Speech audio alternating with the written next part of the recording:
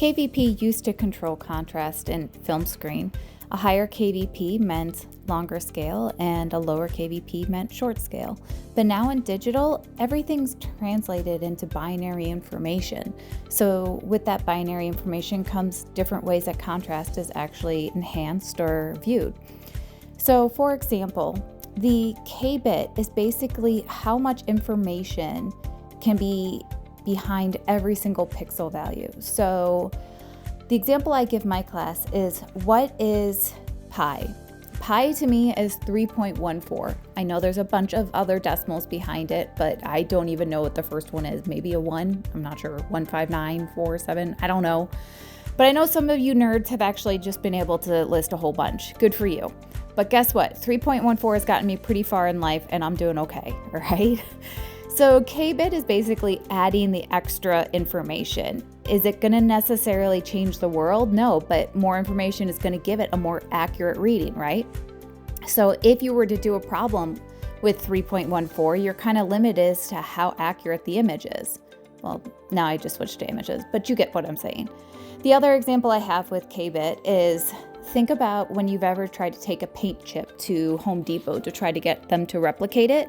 And they can never quite replicate it exactly the same again, right? Because maybe the last time they used like one extra scoop of white paint or one extra scoop of gray paint or whatever it is. So it's close, but not quite the same.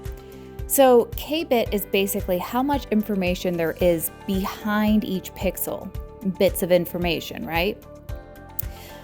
It's measured as a 2 to the power of. So 2 to the 8th power means 2 times 2 times 2 times 2 times 2 times 2 times 2 times 2 times 2.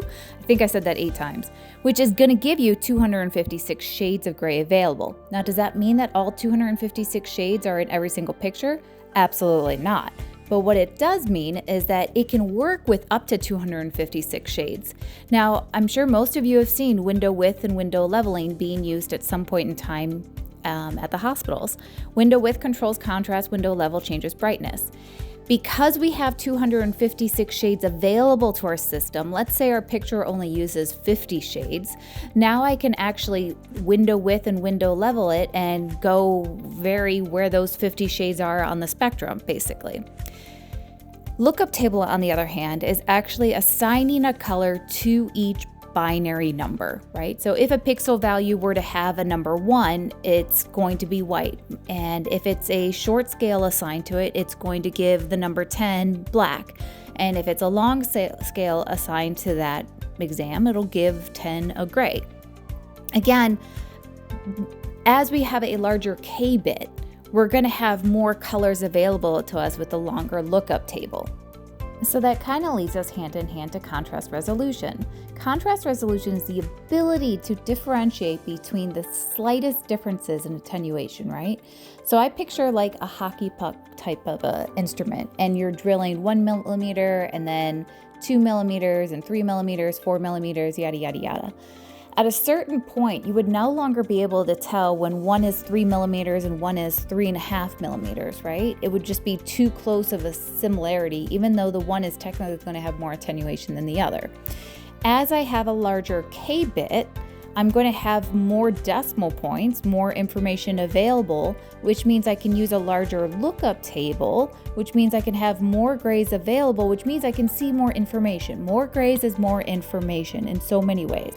So I want superior, higher contrast resolution. Note I'm saying contrast resolution, not just contrast. I don't just want high contrast. I want the ability to see the tiniest difference in attenuation levels.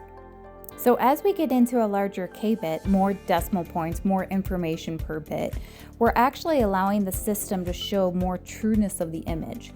The dynamic range is becoming larger, which means this X-ray image receptors are becoming much more sensitive, where they can receive just the tiniest bit of radiation and still make something out of it. It hasn't changed the spatial resolution. What it's doing is it's changing the amount of radiation needed by the image receptor to create something out of it.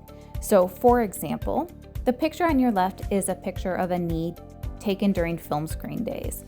The picture on your right is a digital image. Notice that the picture on the right, you can see a whole lot more information. You can see tendons and muscles and the edge of the skin line, all of that, right? But on film screen, you couldn't see it. But that person, I guarantee you, had ligaments and muscles and, skin around the fibula and all that. So what happens is our X-ray imaging receptors are becoming more sensitive with a larger K-bit, so we're able to have a larger dynamic range. As these detectors become better and better and more sensitive, larger and larger K-bit, honestly, we're just going to be able to see more and more information. The information's already there, we just can't currently see it. So my own prediction, someday I think we're going to be able to see the hairs next to that knee there. They're already there, we just can't currently see it with our current image receptors.